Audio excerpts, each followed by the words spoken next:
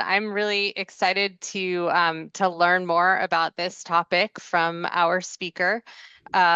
We I know that for me, in the early days of the pandemic, there was a lot of interest and excitement among the wastewater community about surveillance for public health. The wastewater community views itself as a public health entity, and I always remember one of my professors in civil engineering talking about sanitary engineers having saved more lives than doctors. So not to steal any thunder from the health folks, but we take public health really seriously as well, and wanted to be helpful during the pandemic. And when we first started talking about this monitoring, I think it was kind of centered from the wastewater perspective, and we realized really quickly that we could generate plenty of information, but if it wasn't actually going to be useful by the public health community in making decisions, then there was kind of no point. And so this collaboration between the water sector and the health sector is so important. And this is just the perfect example of how when we work together, we can create really useful information and actually make decisions that can improve public health. So with that, I'm excited to introduce our speaker, Stephanie Bertsch-Merbach. Stephanie is with the California Department of Public Health, and she's the program manager for the California Surveillance of Wastewaters program, or CalSewers.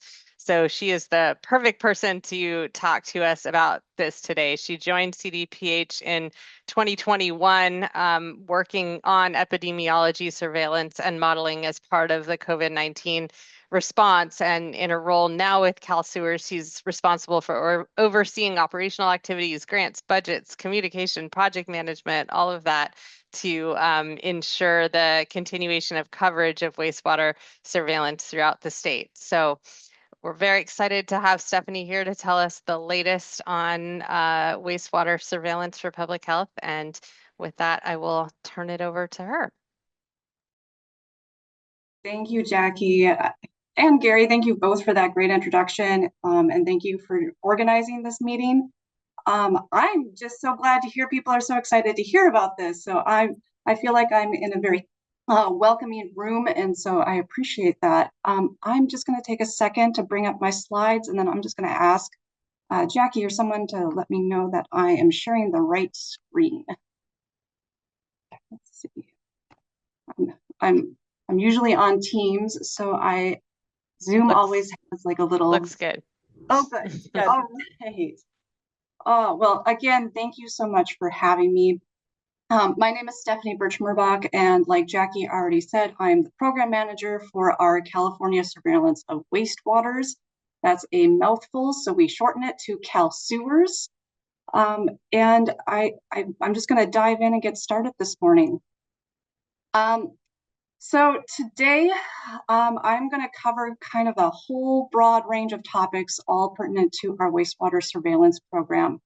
I'm sure many of you know what wastewater surveillance is, but just to start and make sure we're all on the same page, I'll give a really brief overview of what it is, how it's useful for public health, how our program got started here in California, where we're at now, some of the resources that we create, so you can see the details of where that data ends up. I'll share some use cases of wastewater surveillance and why it's important for public health, and then wrap up with a short where we're going and what we're hoping to do into the future. So to start, what is wastewater surveillance? And like I said, I know I'm in a very safe room here, so I'm maybe preaching to the choir, but just to kind of kick things off. So wastewater surveillance, we shorten it to WWS. It's also known as wastewater-based epidemiology, or WBE. It's a type of environmental surveillance used for public health, where wastewater is collected from a wastewater treatment plant before it enters the treatment plant, and it's tested for the presence of a particular disease. It's often used in conjunction with other surveillance systems like clinical surveillance or sentinel surveillance, and it helps to support and increase our understanding about disease activity in a particular community. So how does it work? We love this schematic. It really showcases kind of like the step-by-step process, but if we follow the drawing here, up in the upper left-hand corner, we have a few community members where there are maybe a few individuals that are infected with a particular pathogen. That could be a virus, a bacteria, or even a fungus. And then these individuals will shed that pathogen through their stool into the wastewater, which then leaves their house, travels through that network of connected pipes in a sewer shed, and gets carried to a wastewater treatment facility. So before that wastewater enters the facility to be treated, a sample is collected, and then that's sent to a laboratory, and it's tested for the presence of that particular pathogen we're looking for. Then those results are reported to public health, and we make use of that data to make estimates about disease activity for that community. So some benefits of wastewater are that with a single wastewater sample, we can infer information on the presence and circulation of infectious diseases within the entire community living in that sewer shed. Also, since this is collected from a pooled sample from the community, remember that wastewater is combined with all of the pipes and sewer within that sewer shed network. It's also anonymous, and it doesn't depend on access to healthcare or testing. And from that one sample, we can test for multiple pathogens, multiple diseases, disease subtypes, variants, all at the same time. So in a sense, it's also very economical. So what does that mean? What does that mean for public health? How do we use that? So wastewater surveillance really helps us to have a better understanding of our situational awareness. It's particularly helpful if there happens to be an absence of other data or surveillance systems, or if testing for a disease is really low or non-existent in an area. It can also be used to confirm or refute data trends that we see in other surveillance methods, which gives us a deeper understanding of the pathogen epidemiology. In some cases, it can be used as an early indicator for disease activity before we see clinical cases, and it can be used for predictive modeling. It allows for variant detection in communities and can be used to look out for a number of pathogens that aren't typically tested for in a community, such as antimicrobial resistance. So really then this situational awareness is then used to inform how we respond through public health action, and it can be particularly useful at the local level. Most of the data is used to help create tailored and informed messaging, really to increase public awareness and support recommendations for response. And it can be used to help inform healthcare systems to be on the lookout for various pathogens or prepare for certain healthcare needs. Really, it can also help inform decisions to increase resource allocation. Like if we're seeing the presence of a disease or a dramatic increase in wastewater concentrations for that disease, we'll know that it's best to have supplies on hand. So testing supplies, vaccinations, boosters, screening supplies, PPE, or certain medications that can help treat. So just kind of taking a step back then, like how did this program get started? How did wastewater surveillance really get to where it's at now? And I want to go into where we're at right now too. So wastewater surveillance as we use it today really started when the CDC established what's known as the National Wastewater Surveillance System, or NEWS. You'll hear that acronym quite a bit. It's you can also say NWSS, but we abbreviate it as NEWS. So that got started in September of 2020. And really their goal was to develop a surveillance system that would complement existing COVID-19 surveillance and provide insight into community transition for the disease. Additionally, this program, part of their goals was to coordinate different wastewater surveillance programs that were already ongoing throughout the country, to expand them, and then really to centralize the data into a national database for public health use. And early adopters of this program included 8 states. I will proudly say that California was one of them, but that also included Ohio, North and South Carolinas, Utah, Virginia, Washington, and Wisconsin.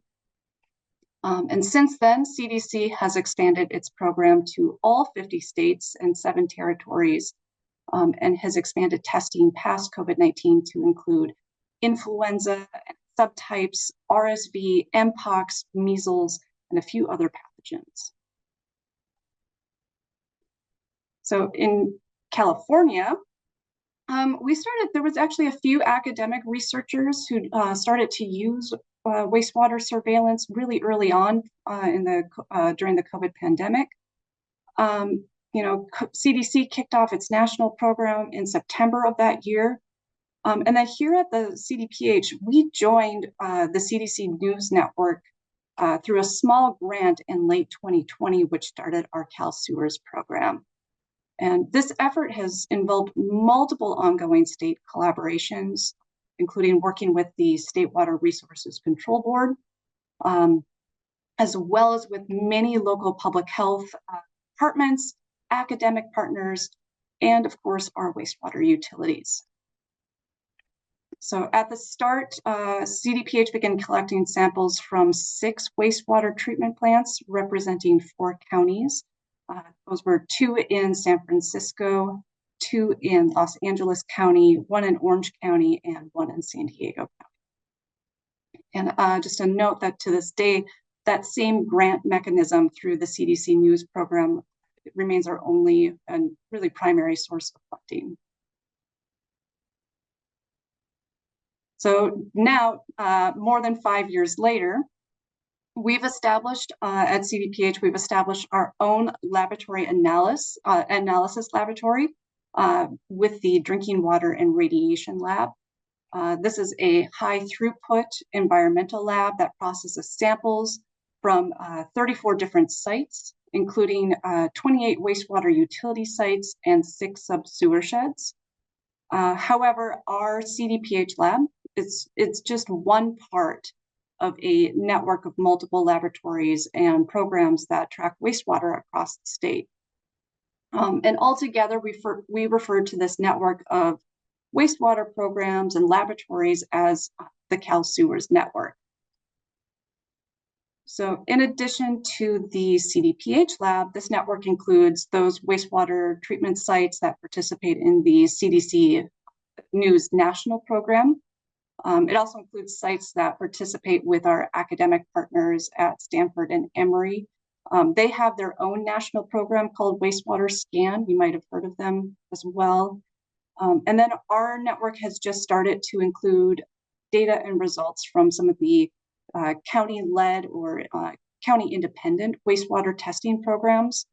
We've got a few in Alameda County, Riverside, and San Mateo counties. And altogether through this network, we have a combined total of 85 unique sites. That's not including those independent county sites, but these 85 sites are mainly part of the CDPH, CDC, and wastewater scan programs. But this network covers 39 counties in our state, about 23 million people, or 60% of the population. And I just want to note that building this network has been very deliberate. We've tried hard to focus on where we think wastewater surveillance can help fill needs at the state level. but also try to focus on representativeness and equity. So when we're making decisions about sites, we're looking at trying to balance major metropolitan areas with low density rural sites, considering sites that cover low socioeconomic status and high risk populations. And we're also trying to think about specific use cases for wastewater, such as maybe using it for an early warning system for a new pathogen or routine surveillance for common diseases. And speaking about the different pathogens, here in California, we've also been able to expand monitoring of our pathogens well beyond COVID-19. So through our Cal Sewers network, we're able to monitor for Mpox with both clades 1 and 2, norovirus, influenza A, influenza B, and then the influenza A H5 subtype. You might know this as like H5N1 or the avian flu. RSV, measles, West Nile virus, and Candida auris.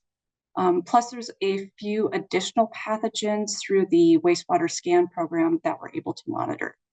And in a couple minutes, I'll get to how we share that data and information. But first, I just wanted to zoom in just on our Bay Area region, since this is more of the home area for you all. So I just wanted to kind of zoom in. So in the Bay Area, through the various wastewater surveillance programs, there are 31 participating utilities and six sub-sewer sheds. Sorry, that's always the tongue twister for me, in the region. And this makes it one of our more highly represented regions in the state. And I also just wanted to note for you all that there, because there's a bit of a focus for Alameda and Contra Costa counties. So we have 3 sites in each of those counties. And I did see some representation on this call from some of those utilities. So it's great to see you here. This also means that all 11 counties in the region have representation or participate in wastewater surveillance. And then additionally, we have 3 counties in the Bay Area that have their own independent county-led programs that are separate, but they can contribute their data to our overall network. And really, it's through this network that we're able to provide a comprehensive overview for our Bay Area region, as well as the other regions in California. And we can promote better situational awareness and public health action at the county, region, and then everything channeling up to the state level. I also just wanted to pause and mention our News Center of Excellence. So we're honored to share that the California Department of Public Health was officially selected and is one of 6 national CDC News Centers of Excellence for wastewater surveillance. And this recognition is really a reflection of the hard work and dedication from all of our partners and collaborators. It's mainly a partnership with CDPH with our academic partners, Stanford and Emory universities, through their wastewater scan program. And their goals are to really focus on wastewater surveillance methodology and advancements in the field. And it's also a partnership with the San Francisco Public Utilities Commission and the California Association of Sanitation Agencies, who help to connect and represent the wastewater utilities perspective in all of this. And we find that to be critically important in helping us to not only understand the logistics of wastewater surveillance and all the work that takes place behind the scenes to collect samples, but also how to sustain it. And it also leads for us to be able to better interpret the data and the nuances that exist within an environmental system like this. And so our main goals through the Center of Excellence are to develop wastewater surveillance as a public health tool, help to make it sustainable for programming, and to support our partners through trainings and skills development for our local, regional, and national partners. And the map on the right-hand side is just a quick snapshot at the other centers of excellence. So outside of California, it's Colorado, Wisconsin, New York, North Carolina, and the city of Houston, and you can see their regional areas.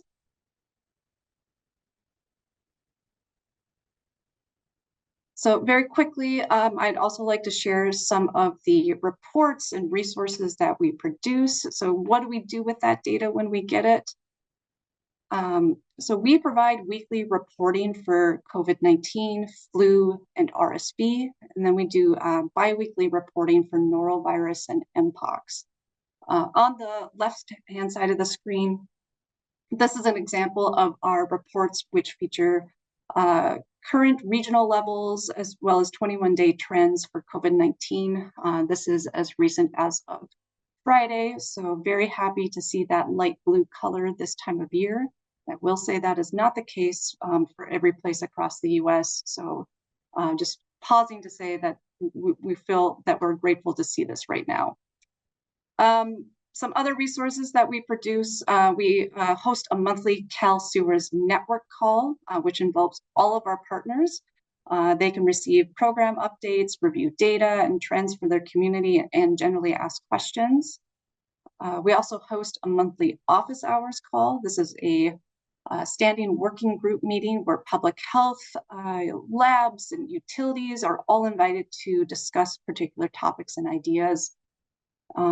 We have a dedicated wastewater surveillance forum on our Microsoft Teams platform, and that's where local health jurisdictions and utilities can access meeting recordings, resources, various files. They can chat with each other, post questions to each other.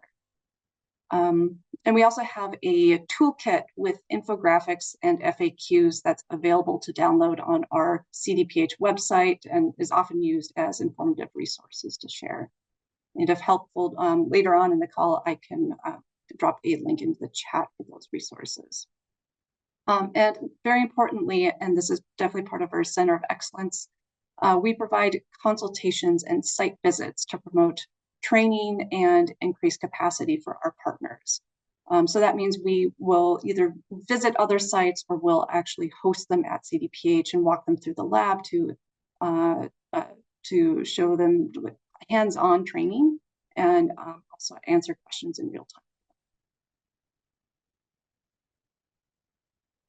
And then we also have a public-facing dashboard on our CDPH website. The link is down at the bottom in the left-hand corner. I can also place that into the chat a little bit later. But this dashboard includes data from all of the contributing labs throughout California and includes information on influenza A, influenza B, H5, RSV, and our COVID-19 levels.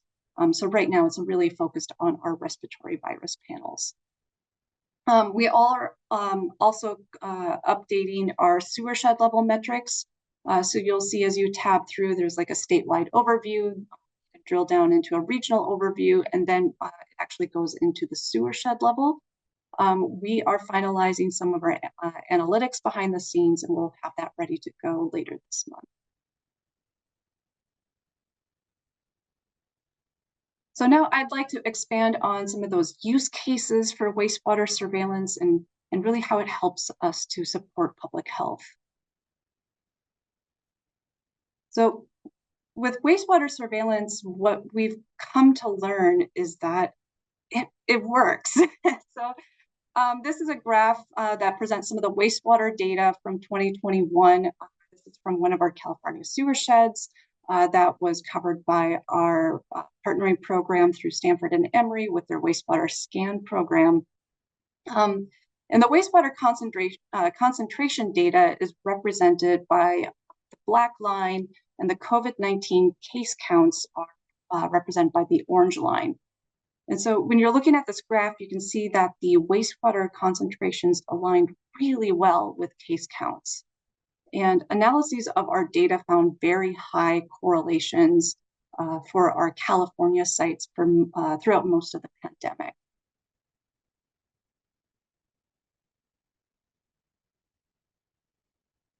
However, when there was a shift in the pandemic strategy from lab testing to at-home testing, uh, wastewater surveillance became even more important because up until that point, public health had extremely robust clinical case testing data. We remember, everyone was getting tested and that data was getting reported back to public health. And we were able to see these really strong correlations with wastewater and case counts. However, when the shift in the pandemic strategy occurred and the focus was then more on the at-home antigen testing, which wasn't generally reported to public health, that's really when we noted this divergence between wastewater and case counts, with wastewater concentration data potentially being a more accurate lens into what was actually going on, into that underlying disease transmission. So really the idea that wastewater can reflect that underlying community disease activity is why it continues to play such an important role for our situational awareness, not only for COVID, but for other pathogens, and why it's being used for variant surveillance, modeling, and hospital forecasting.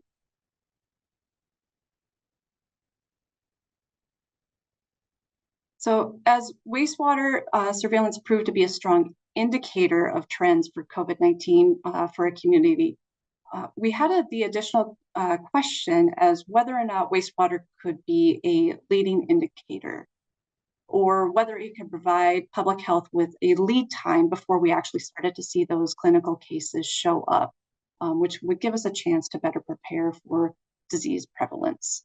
And during the Omicron stage, we were actually able to see how wastewater could provide become a leading indicator to as compared to case counts.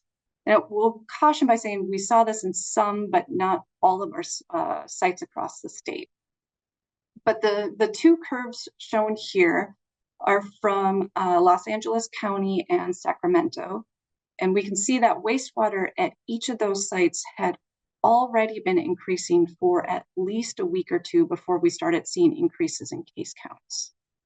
And like I said, we don't always expect that wastewater will work like this for every site or every pathogen. But when it does, this type of information can be very helpful for our healthcare system preparedness.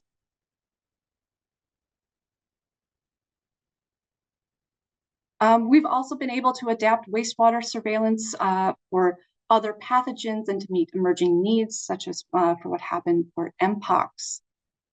So a little bit of background. This is, kind of reaching back into our memories a bit, but our first US case of Mpox was on May 18th in 2022.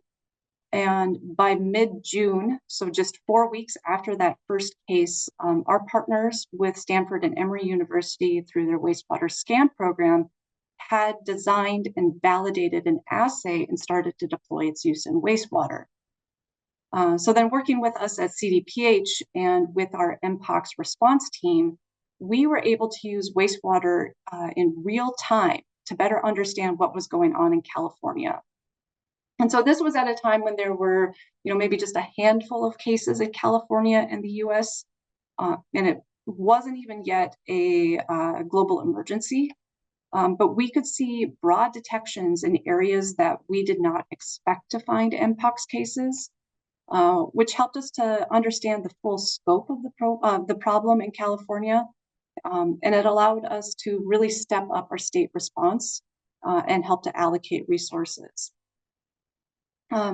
It helped us to alert counties about their risk levels, and in turn, it helped in alerting clinicians and hospital systems about their local risks for the disease. It also helped us with the allocation of resources, not just on the state level, but also for county and hospital systems, where places with wastewater detections increasingly were able to request vaccines and other medications to aid in their response. This was really useful to us in California, and it became an integral part of our Mpox response. And it also served as a proof of concept for leveraging wastewater surveillance to rapidly respond to an emerging or unknown threat. And it served as a model for the value and the logistics of MPOX monitoring through wastewater, not only in California, but for other states across the US. So MPOX surveillance continues to be a very useful tool. We continue to include it in monitoring our more than 85 sites across the state, and it's continuing to be tested at multiple labs.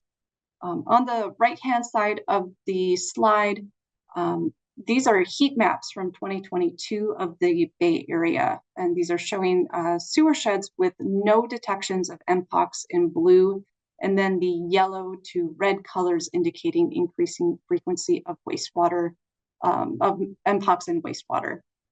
And we can see that in August of 2022, there were frequent detections throughout the Bay Area, and then by the fall and winter, the frequency of the detection declined with just a few sporadic detections. And we just want to note that wastewater here serves as an important sentinel system and reminder that there continues to be cases of MPOX and possibly community transmission, even as testing and public attention has generally declined. And I always want to share this story, but as one of our county public health officers mentioned, they didn't have active MPOX testing in their county because they didn't think that was something that could be in their community. So wastewater surveillance was able to provide a window into what was actually going on for them.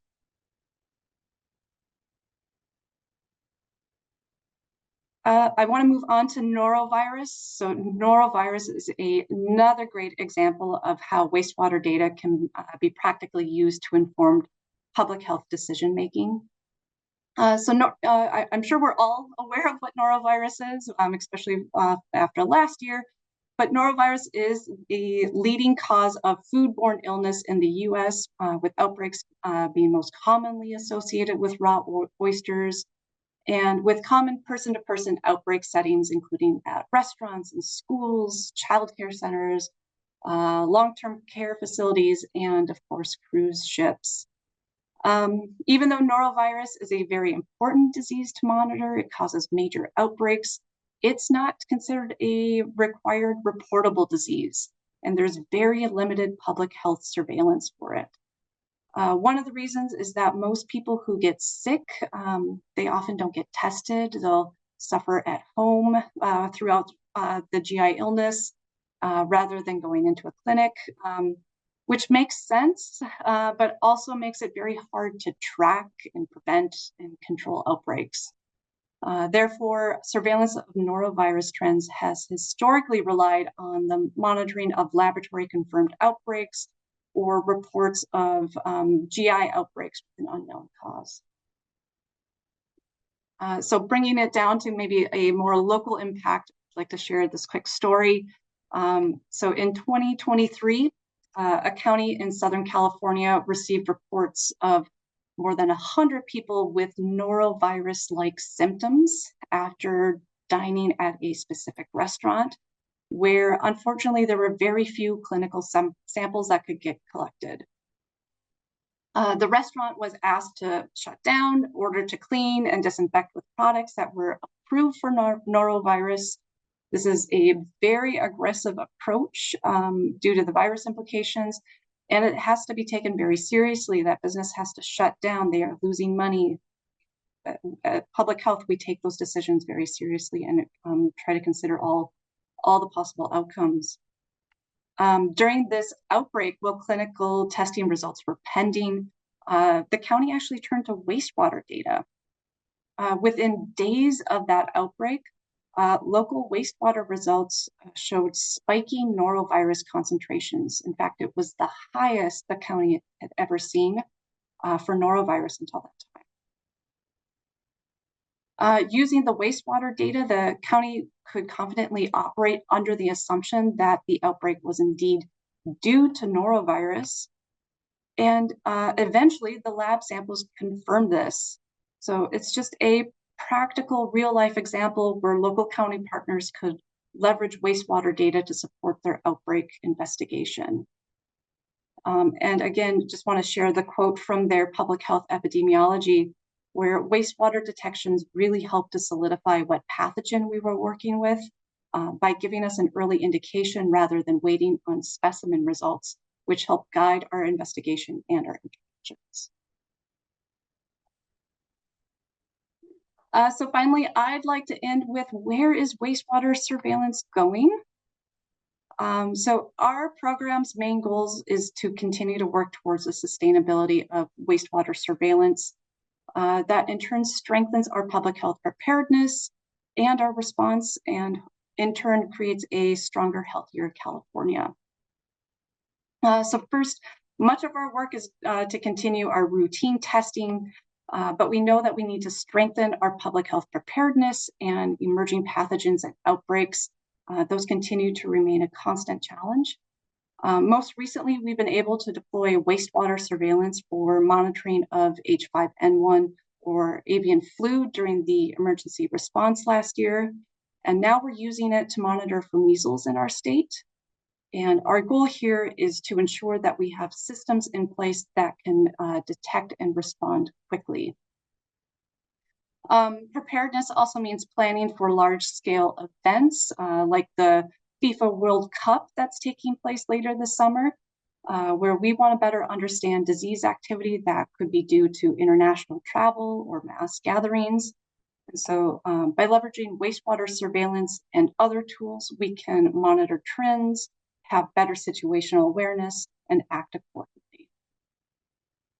Second, we're focusing on increasing efficiency while reducing gaps. One example is how wastewater surveillance for COVID-19 really allowed us to move away from some of that individual case reporting and reduce the need for extensive sequencing.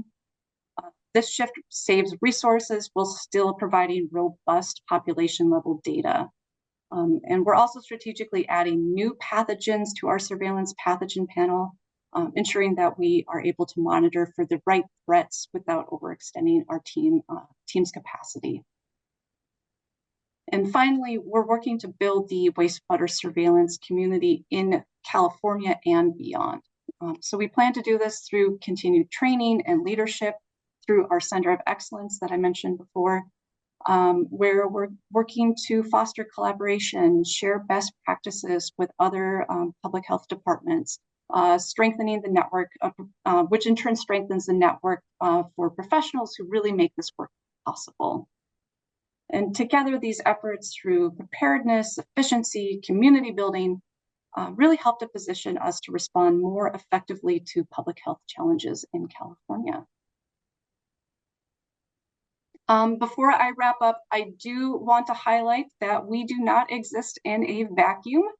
And I want to acknowledge all of the programs and partners that have come together to support wastewater surveillance to really make this happen. You know, from our State Water Resources Control Board, our academic partners, the CDC programs, the various internal CDPH programs, and most importantly, our wastewater utility sites, without which our program could not exist or function.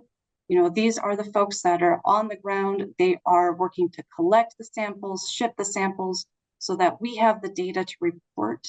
So a big thank you to our utility partners and the programs and the people that support them. So that is my presentation. And 2 seconds while I stop sharing my screen. There we go. Thanks so much, Stephanie. Bob, do you want to kick off the questions, certain comments? I think you're muted, Bob. Not just me. How's that? Okay, now you're on. Okay. Fascinating story in just, what, 5 years plus? And so I'm really pleased to hear about it. But my question is, one about resource, and particularly analytical resource. mean, how many do we have enough technicians and laboratories to do all the analytical work for these agencies? So I want to make sure I'm following your question. When you're saying the resource, are you asking about like the wastewater utility resources that in some cases are pulling the samples? Are you asking about the resources from our CDPH epidemiology team who is analyzing the data? I just want to be clear. The laboratories, whether they're at the wastewater agencies or the state or private, do we have enough laboratory techniques and technicians to be able to really do the job, expand the program? I think that's a good question. And maybe one of the things I can help explain too is our network exists mainly through three large programs. So it's our CDPH state program, the CDC News national program, and then the separate academic partner-led program through Wastewater Scan. So we have about a third of the sites in California are covered through our state program. And so the CDPH lab does the sample analyses, which is then passed over to our EPI team, which does the data analyses. And in that case, our team is able to cover the third of the sites. And then with the other two programs, both the CDC national program and the wastewater scan program utilize a laboratory called Verily that's located in South San Francisco. And they run all of these samples through their laboratory to do the sample analyses and then can pass along the data to their EPIs and academic partners. So in that sense, the resources are there to support the testing. I think you might also be getting at maybe a larger question, which is the funding to support these programs. And that is part of a larger question. Wastewater Scan is independently and privately funded through philanthropic means. Meanwhile, our state program and then the CDC News national program is mainly funded through the CDC grant system. So that is a question that I think we all have, and I think we are exploring options to better support our program for long-term sustainability, whether that's through state funds or other resources. But it is a question that we do have for ourselves.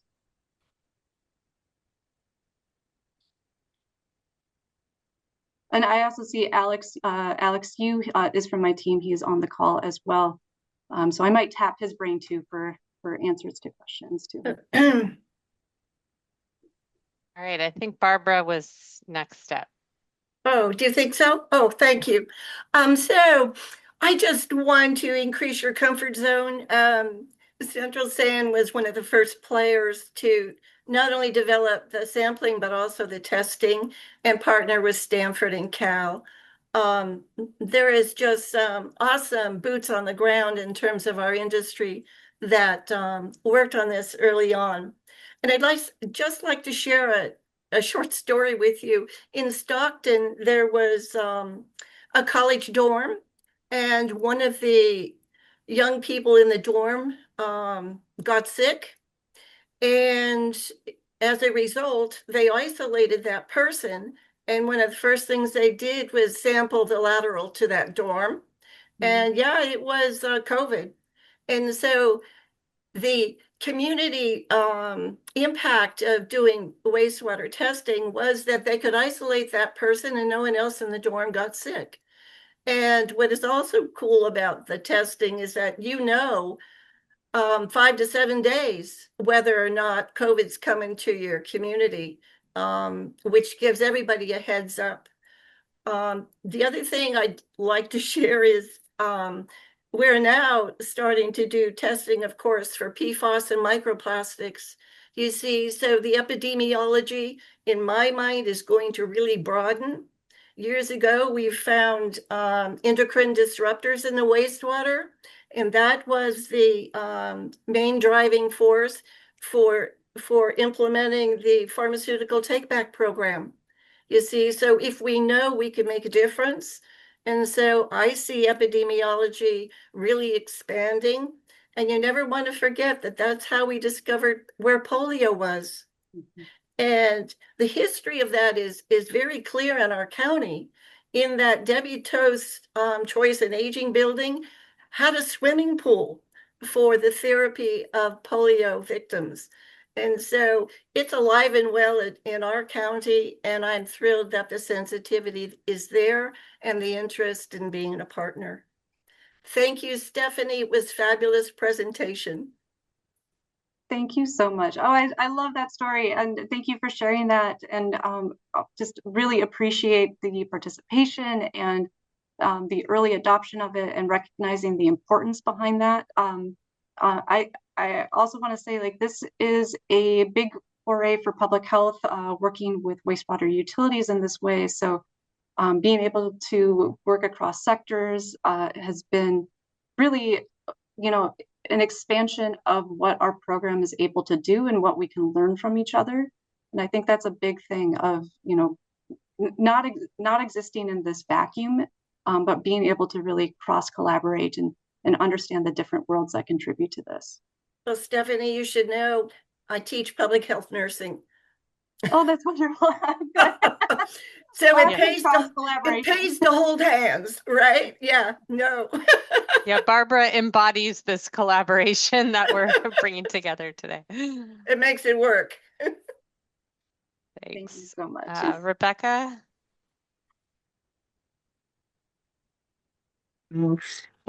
Great stories, Barbara. Thank you.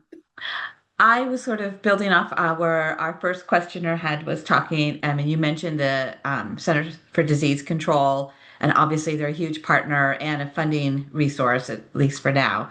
I think we're all aware the CDC has gone through a lot of changes under this current administration, and I'm just wondering, how is this program faring at this, at the federal level? And I just was a little curious about that, and what you're worried about or thinking about, because part of the role of the East Bay Leadership Council is advocacy, and I'm just curious. Yeah, that's a really good question, and it's definitely one that keeps us on our toes. I think we are, as of today, still fortunate. Our program is one of the programs that continues to be funded through the CDC News program. I think what we've come to learn is not always stable or secure. But as of right now, we are still currently funded. Our main program is funded through July of 2027. And then there was just recently some announcements of possible to extend that. But again, we are looking at other ways that could maybe diversify some of our support, looking at maybe state support, other resources that way. But really, I kind of want to just say just how fortunate we are, especially this past year when we did see other programs lose their funding, that we are still in a we're still in a funded place right now, and so we're going to try to maintain that as best we can. Alex, I saw you come off of mute if you wanted to add anything to that. Yeah, thanks, Stephanie, and thanks. I don't have any real new things to add to what Stephanie's already saying about funding and resources. Obviously, the funding landscape across the country, and especially in public health, is quite uncertain right now, and that impacts us in wastewater as well. We were fortunate enough to get our funding in a block way, and such that we were funded through 2027, and so we haven't been as directly impacted, but there's been a lot of threats to our funding.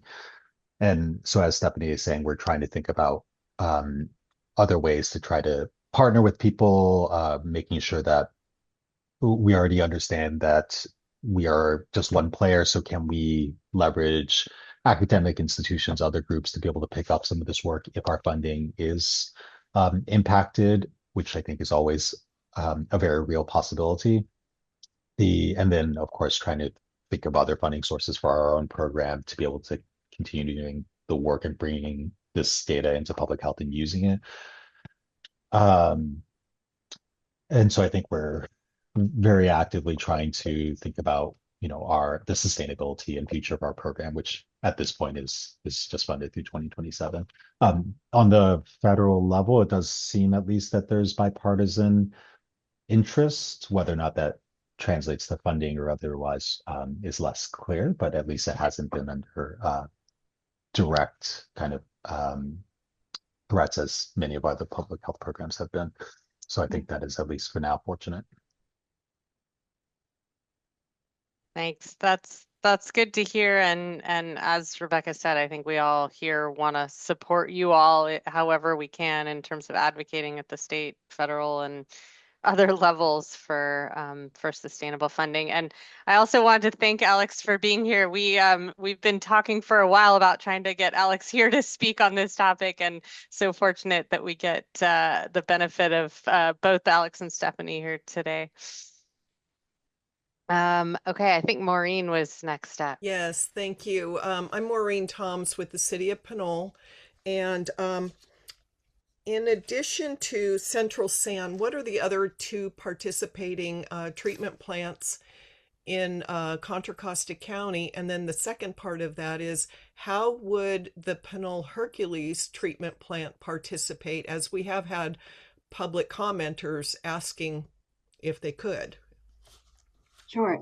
The other two in Contra Costa are Delta Diablo, which is in the Pittsburgh, Antioch region, and then sorry, I have to look up the other. Richmond is the third. And then for other sites that are interested, I think just reaching out to our team just to show that your site is interested, we can start to look at if there's availability to onboard additional sites, mainly through the 3 different programs, either through, I'll have to say, I won't speak for Wastewater Scan, they are separate, and I know that they're not currently taking on new sites right now, but there is a very small opportunity for participation with our CDC News program, which is the national testing program, as well as with the state program. I will say that we take a kind of holistic approach to onboarding sites, so making sure that it represents populations within our state that maybe aren't covered yet, and looking at the sites that are already participating in a county. But I would start with reaching out to our team and just kind of looking at the opportunities. And I don't think, I will add my email to the chat, as well as our wastewater team general email, so you can send us inquiries about that. Great, thank you. I'll just add quickly that that's great. Even if we're not able to onboard right now or find a program home, I think knowing that there's interest can help us try to leverage the resources that are available as they come up over time. And those resources and programs have shifted depending on who's interested and who has funding. I think, unfortunately, the current funding landscape and resource landscape across the board really is challenging, and we're being asked to be more efficient and consolidate as much as possible because of those funding resources. And we know Wastewater Scan as a program nationally is planning to end by the end of, I think, this calendar year. And CDC has their own funding issues for their program, et cetera. And academic programs as well are facing federal, NIH research grant cuts, et cetera. And our own program has resource limitations and problems. And so because of those federal links, so I think across the board, there's going to be difficulties in maintaining what we're doing right now. But that said, we try to be opportunistic and know that there's other things that will come up, and so we can try to leverage those as best we can. Thanks, Gary. Yeah, thank you, Stephanie and Alex. A great presentation. Um, Thinking back on my intro to this session, I am curious to know if the police community or anybody else is using wastewater testing to figure out where there is drug use, drug activity within a region. So I'm curious to know if that's happening. The other thing is, if you guys have thought about how artificial intelligence will play into what you guys are doing.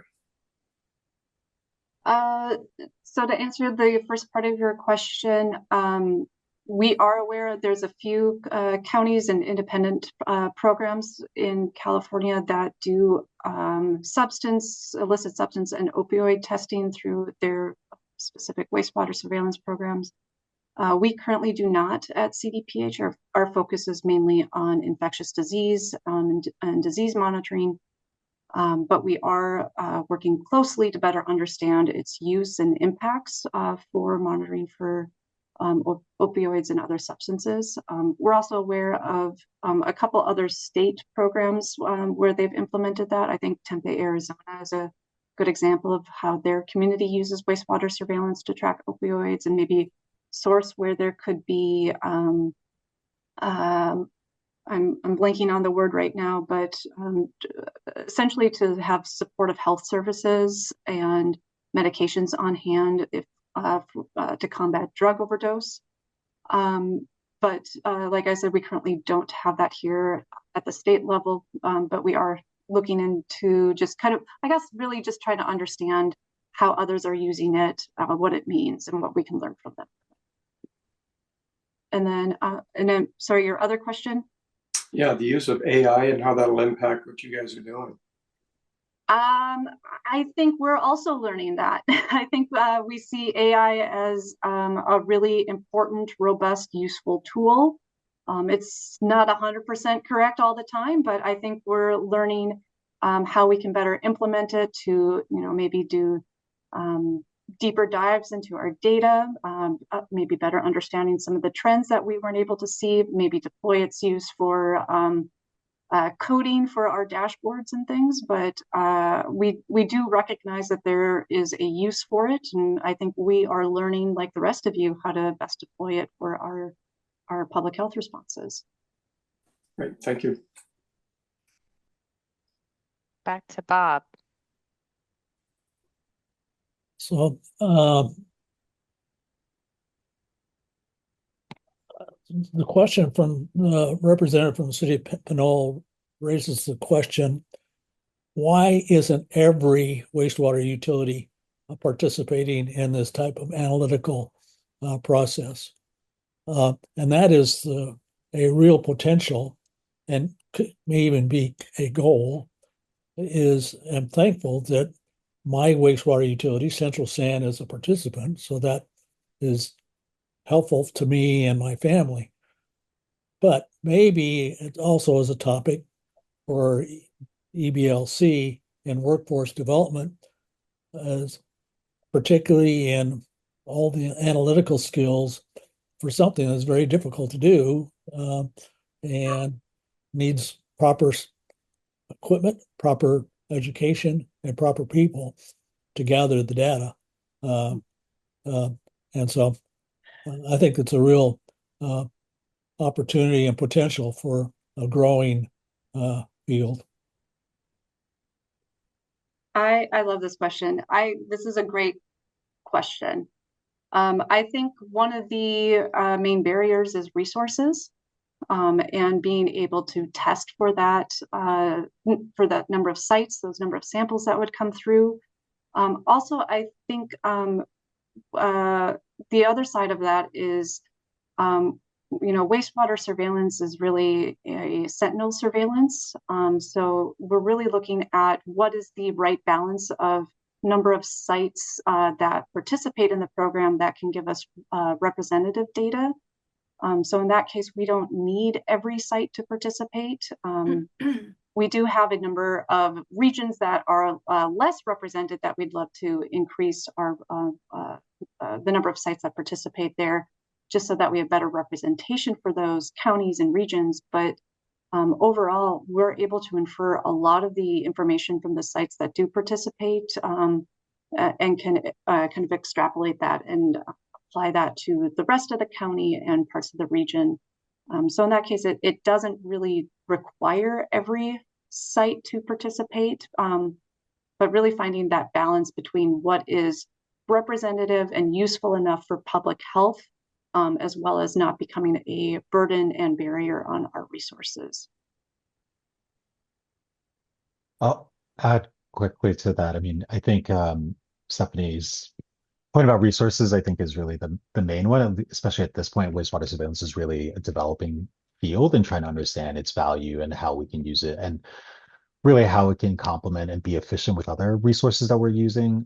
We're thinking about wastewater surveillance primarily from the state public health level, where we're thinking about, what's the regional trends of the Bay Area, but that might be quite a different question than what, a healthcare facility in Pinole cares about, right? Which might really require local data. And wastewater surveillance from a testing perspective is costly, but not necessarily when you compare it to clinical testing. But can it really actually take, can it replace data that you're otherwise spending money on because of screening or something else like that? And I'm not totally sure that it does that yet, that we can actually say that we can save dollars by moving from X to Y or something else like that, or that we've made the case that we need in every community yet. But we are learning those cases, and local health departments and local facilities and others are gaining that experience. And I think that as that develops, then we can understand what is the value and should this be done at, each facility or each wastewater treatment plant. And I don't want to forget the fact that, a lot of utilities, especially smaller ones in more rural areas, may not have the resources and don't have the resources to collect samples and ship them on a routine basis. And so that's certainly another part of the equation, because a lot of, or most, if not all of that work is being done essentially on a volunteer basis. And so participation, the human resources, things like that are all things that we're not even accounting for when we talk about the costs of wastewater surveillance. And so those are all factors that have to be kind of solved. But I think, in the short years that wastewater surveillance has really been around in the US as we know it, the use cases and its value really have kind of been growing rapidly. And so I think as we understand that, that may make the better case for trying to secure funding and resources and things like that. At this current point, I think we're trying to maintain wastewater so that at least it exists at all, which is always a threat right now.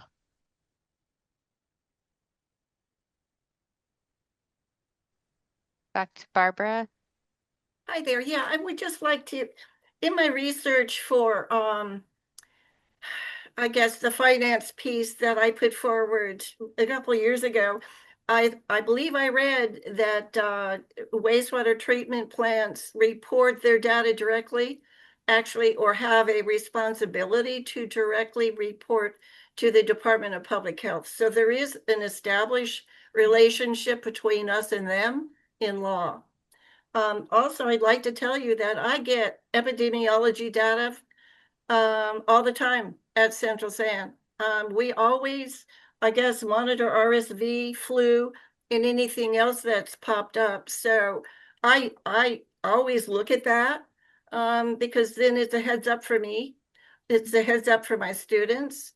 And we only have a small peak right now in flu, and RSV, I think, is just like on its way out. So we have an environmental laboratory, and I really don't know the extent of laboratories at wastewater treatment plants in our area and what they're capable of. But I know that we do it. That's excellent. And I'm really glad to hear that our reports are getting read. So. Oh, yes. Yes, I share them. Right. Yes, all of our utility partners receive those weekly and bi-weekly reports for the various pathogens that we report on. So I'm glad that they're getting read and useful for you as well. Absolutely.